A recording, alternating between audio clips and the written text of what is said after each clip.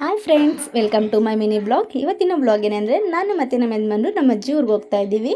ನಾನು ಬೈಕಲ್ಲೇ ಹೋಗೋಣ ಬನ್ನಿ ಅಂದೆ. ಅದ್ರಲ್ಲಿ ತುಂಬ ಬಿಸಿಲಿದೆ, ಬೇಡ ಬಸ್ಸಲ್ಲಿ ಹೋಗೋಣ ಅಂತ ಬಸ್ಸಲ್ಲಿ ಹೊಟ್ವಿ. ನನಗೆ ಬಸ್ಸಲ್ಲಿ ಹೋದರೆ ಆಗೋದಿಲ್ಲ, ಯಾಕಂದರೆ ನನಗೆ ವಾಮಿಂಟ್ ಆಗುತ್ತೆ. ಅದಕ್ಕೋಸ್ಕರ ಹಾಗೆಯೇ ನಾನು ಬಸ್ಸಲ್ಲಿ ಹೋಗ್ಬೇಕಾದ್ರೆ ಯಾವತ್ತೂ ಹೋಗಿ ಸೀಟ್ ಹಿಡ್ದಿಲ್ಲ. ನಮ್ಮ ಯಜಮಾನರು ಹೋಗಿ ಸೀಟ್ ಹಿಡಿಯೋದು. ಈಗಲೂ ಕೂಡ ಅವರೇ ಸೀಟ್ ಹಿಡ್ದಿದ್ರು.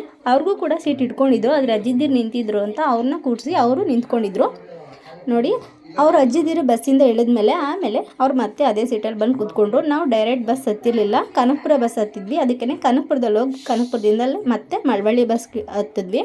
ಮಳವಳ್ಳಿಲಂತೂ ತುಂಬ ರಶ್ ಇದ್ದರು, ತುಂಬ ಜನ ರಶ್ ಇದ್ದರು. ಆಗಿನ ಬಸ್ ಬಂದಿರಲಿಲ್ಲ, ಅದಕ್ಕೇ ತುಂಬ ಹೊಟ್ಟೆ ಸಿಕ್ತು ಅಂತ ಕಲ್ಲಂಗಡಿ ಹಣ್ಣು ಹಾಕಿ ಮದ್ದೂರು ವಡೆ ತೊಗೊಂಡಿದ್ವಿ.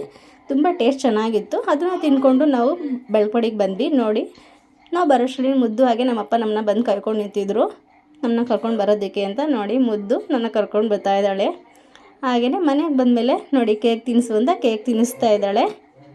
ನೋಡಿ, ಸತಿ ಬಂದಾಗ ನನ್ನ ಹತ್ರ ಬಂದಾಗ ಅಳ್ತಾ ಇದ್ಲು, ಈ ಸತಿ ಅಳ್ಳಿಲ್ಲ, ಚೆನ್ನಾಗಿ ಆಟ ಆಡಿದ್ಲು. ಹಾಗೆಯೇ ನಮ್ಮ ಯಜಮಾನ್ರ ಹತ್ರನೂ ಕೂಡ ಬಂದಿರಲಿಲ್ಲ, ಅಳ್ತಾ ಇದ್ಲು. ಯಾವಾಗ ಬಂದ್ರು ಈ ಸತಿ ಅವಳೇನೇ ಮಾವ ಅಂತ ಆಟ ಆಡ್ತಾಯಿದ್ಲು.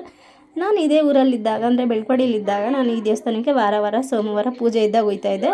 ಅದಕ್ಕೆ ಇವತ್ತು ಸೋಮವಾರ ನಾವು ಬಂದಿದ್ವಲ್ಲ ಅಂತ ಅಂದ್ಬಿಟ್ಟು ಇವಾಗ ಮತ್ತೆ ಪೂಜೆಗೆ ಅಂತ ಹೋಗಿದ್ವಿ. ದರ್ಶನ ಅಂತೂ ಚೆನ್ನಾಗಾಯಿತು. ನಾನು ವಾರ ಮಿಸ್ ಮಾಡ್ದೇ ಕೂಡ ಹೋಗ್ತಾಯಿದ್ದೆ ಈ ದೇವಸ್ಥಾನಕ್ಕೆ. ಅದಕ್ಕೆ ಈ ಸತಿ ಹೋಗಲೇಬೇಕು ಅಂತ ಅಂದ್ಕೊಂಡಿದ್ದೆ. ಟೈಮಿಂಗ್ಸಿಗೆ ಬರೋಕ್ಕಾಗುತ್ತೋ ಇಲ್ವೋ ಅಂತ ಅಂದ್ಕೊಂಡೆ. ಆದರೂ ಕೂಡ ನನ್ನ ಟೈಮಿಂಗ್ಸ್ಗೆ ದೇವಸ್ಥಾನದಲ್ಲಿ ಪೂಜೆ ಆಗ್ತಾಯಿತ್ತು ನಾನು ಬರೋ ಟೈಮ್ಗೆ. ಅದಕ್ಕೆ ಬಂದ ತಕ್ಷಣ ದೇವಸ್ಥಾನಕ್ಕೆ ಅಂತ ಹೋದ್ವಿ. ಆಮೇಲೆ ನಾವು ಫೈನಲಾಗಿ ಪೂಜೆ ಎಲ್ಲ ಮುಗಿಸ್ಕೊಂಡು ಪ್ರಸಾದ ಇಸ್ಕೊಂಡು ಬಂದು ಮನೇಲಿ ತಿಂದ್ವಿ. ಪ್ರಸಾದ ಅಂತೂ ಇಲ್ಲಿ ವಾರ ಕೊಡ್ತಾರೆ, ಚೆನ್ನಾಗಿರುತ್ತೆ, ತುಂಬ ಚೆನ್ನಾಗಿರುತ್ತೆ.